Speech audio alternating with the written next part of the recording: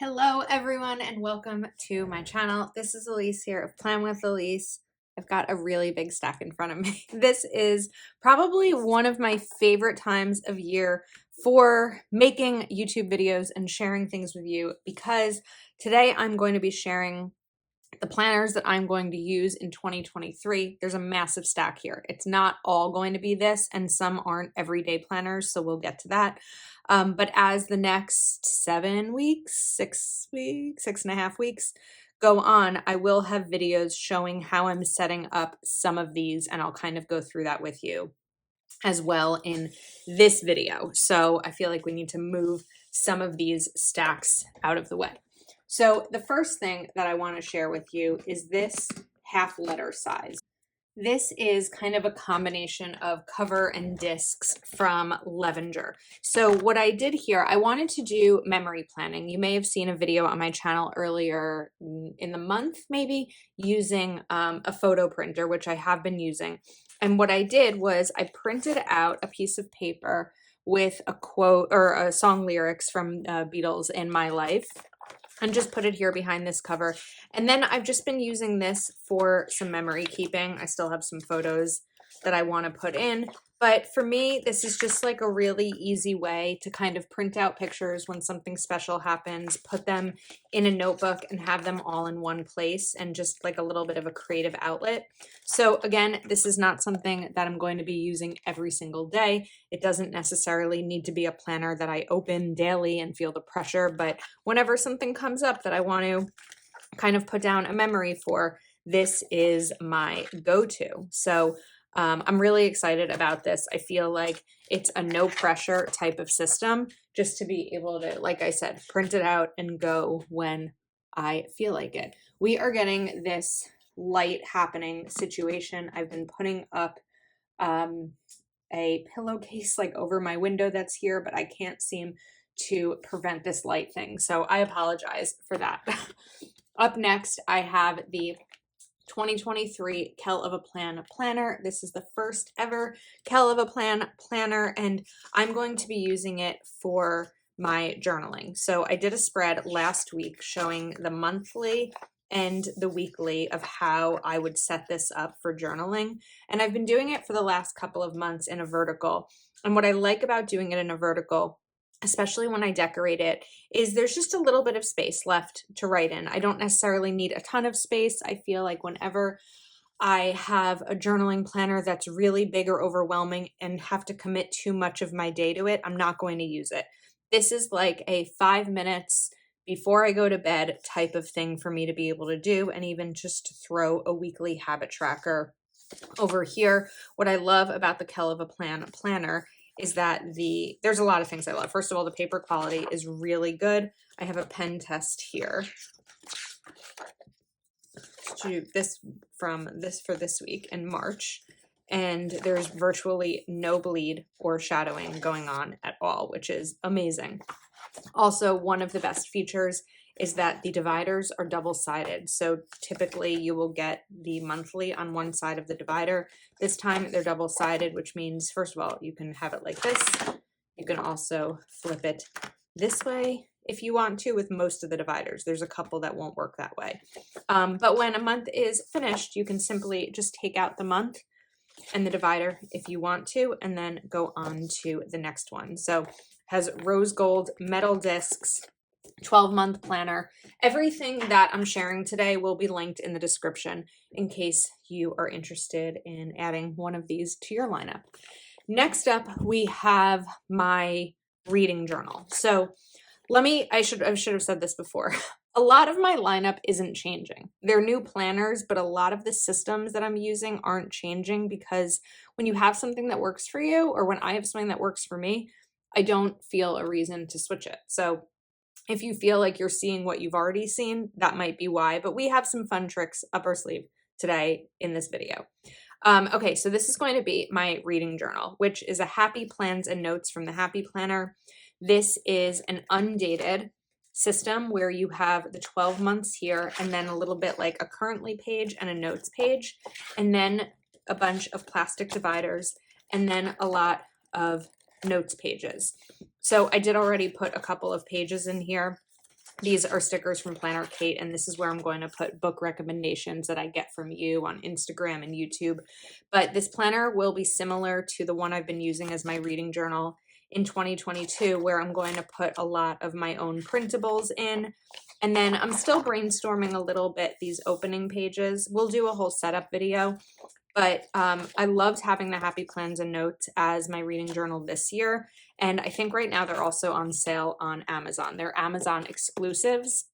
This year I used a light pink one with a quote. This time I wanted the black classic one.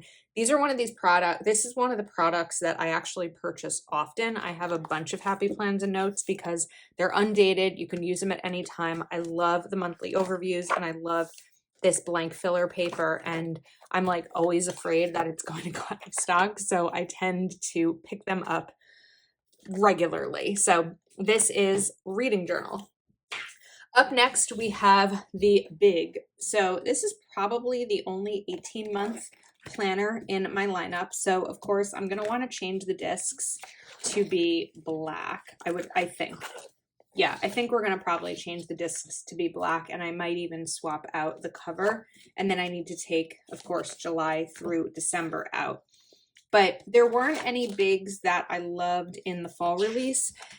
And more than that, this I think I got for $10 on a recent sale. So 18-month planners are always a really great way to be able to get planners cheaply when a new year is starting.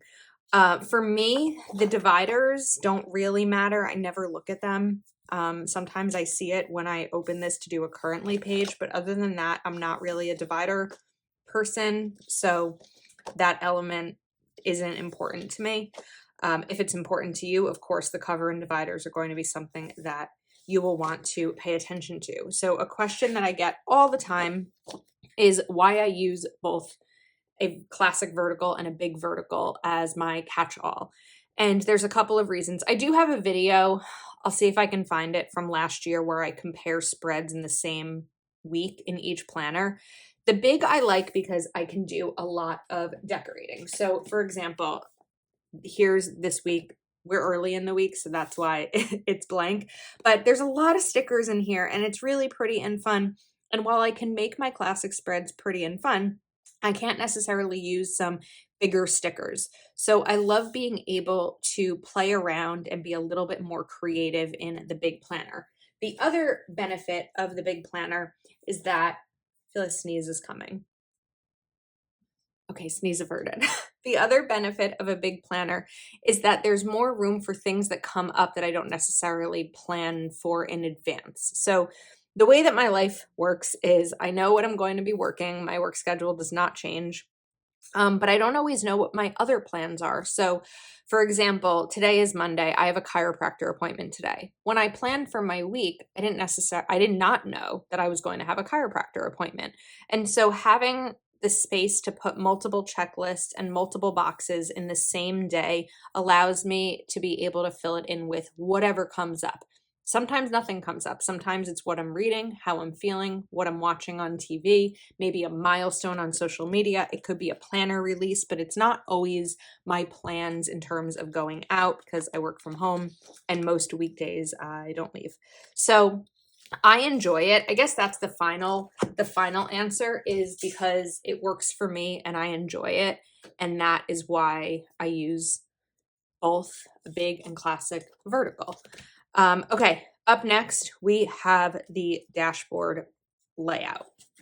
So this is, I'm trying to remember who the designer is on this dashboard. It's like at the tip of my tongue. I got the designer name and we figured out the sun issue. The designer of this planner is Zay Wild. This is a 12-month classic dashboard layout.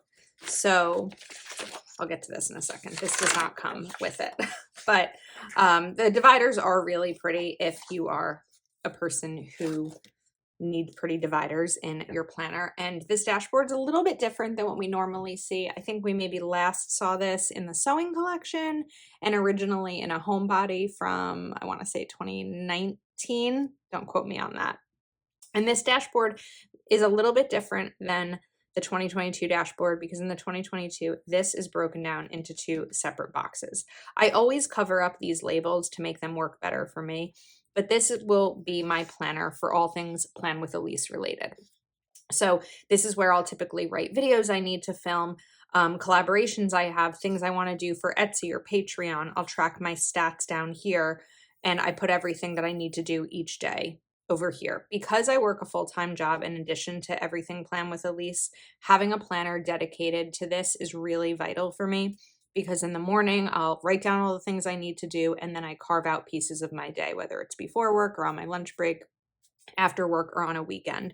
And this is where I'll usually write my YouTube schedule. There are a ton of people who use this planner as their everyday planners. So you could check out Katie at Fake It Till You Make It's channel, Jess of Knit Plan Jess. There's a ton of people using the dashboard, and I love the layout, but for me it works best in terms of a business and social media planner. I also have a daily layout here because this is an undated daily. Sometimes I just need a little bit more. I need more space. I need more room to brain dump and things like that. And having a daily page to be able to pop in here, which is what you saw originally when I was kind of thinking about this and planning it all out, is really helpful, where I can insert pages as part of my list making to kind of keep everything organized. So that's one of the things that I love about a disc-bound system, and why really no other system has worked for me, or I've never really had a need to branch out, because the ability to pull things in and out and configure it the way that I need is so important. This is such a pretty planner also. I love the colors. This will likely do a cover switch too, although like as I'm looking at it, it might not. I will have a setup video because there's a lot of customization that I'm going to do to this planner. We're probably going to take a bunch of months out.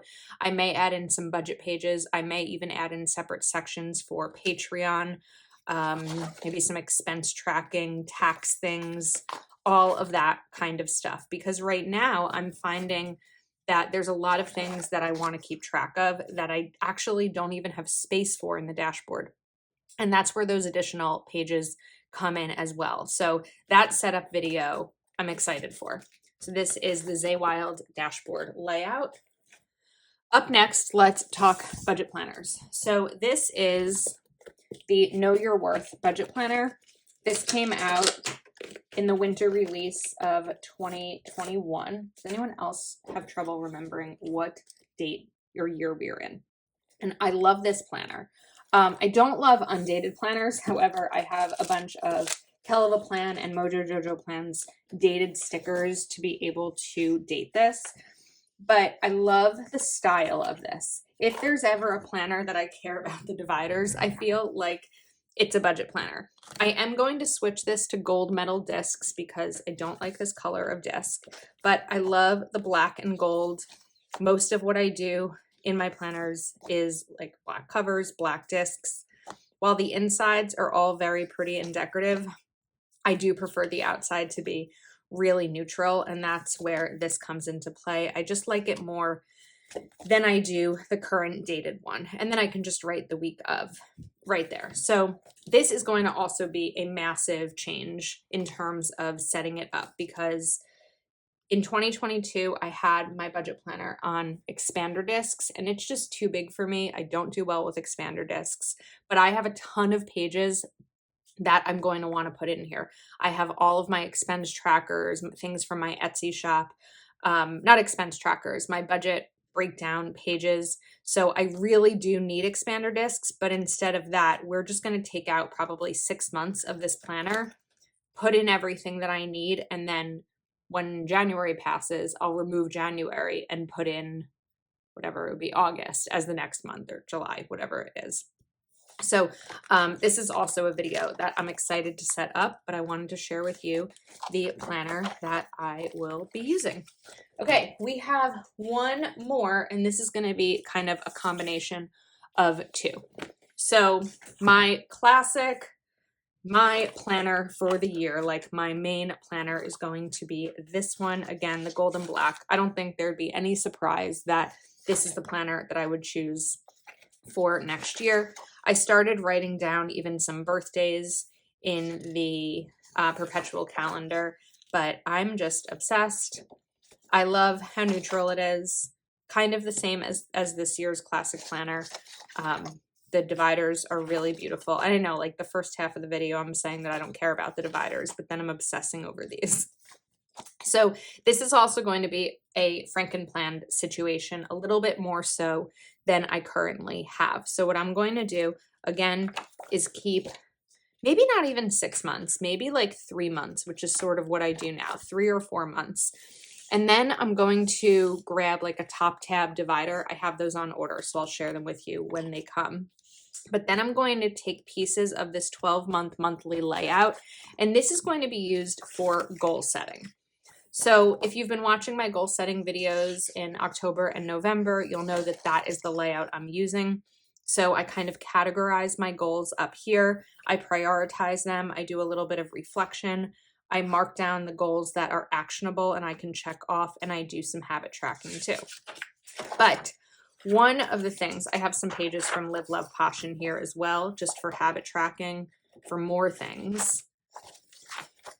And I also have some recipe pages in here because I did do some goal setting with recipe pages. But I love these pages. And I ordered stickers from Reverie Planning on Etsy because I think that these are meant, for ML. These are meant for Moxie Life, but the weekly actions pages in Moxie Life are pretty similar to this, I believe. And what I'd be able to do is take weekly actions, put it up here, write the date, and then categorize these. So what are my weekly actions going to be for family and relationships? And sometimes I'm not going to have 6 actions for it. Maybe it's just here and it's like, call this person on their birthday or whatever it may be. So these are sort of my goal setting categories that I'm thinking about. I didn't customize these. These are the default, but I did buy a couple pages of them. So 1, 2, 3, 4. We have 8 weeks to kind of try it out and see how it goes. I don't believe that I'll be using the monthly on here. I really think it's just going to be, let's get this. It's just going to be these 2 pages as the opener. And then maybe these Live, Love, Posh ones. The recipe I'll probably use as needed. And then these weekly pages. And I also like the notes pages here too. So this is the monthly planner. And again, I'm going to add these in, and this planner will be part of my classic catch-all, which will probably be a little bit more of a Franken planner than it's been in the past. The reason I'm going to combine these is because I'm probably more likely to reference it and go through my goals when it's in the planner that I have open on my desk every day than if there were a separate planner for it, just knowing myself and knowing the time that I have to use a planner. So I think that's my lineup. I feel like I need like music or something because it's so exciting when you finally figure out what's going to work for you. As I said, it's not a massive change in terms of layouts or brands because I know what system is best for me and what my needs are. If I, for some reason, stopped doing social media, I probably wouldn't use a dashboard layout anymore because I've tried it as my regular planning and it just doesn't work for me. Budgeting, I'm never going to stop using. So again, don't feel like when you're trying to figure out your planning system, and maybe you already have, don't feel like you have to use a planner because someone else does. And if it works for that person, you can't figure out why it's not working for you. At the end of the day, it comes down to figuring out what your needs are in planning and then choosing a planner system that matches that most closely. I hope that makes sense. Okay, I think that is all. I will link everything that I can find in the description of this video. Let me know if you have any questions or need further clarification on any of these planners or the ways that I plan on using them. And I think that is a wrap. Thank you so much for watching. If you're not already subscribed to my channel, make sure you subscribe so you don't miss any of these setup videos because they're going to be a lot of fun and they will all be coming from now until the end of December. And that's a wrap. I will see you next time.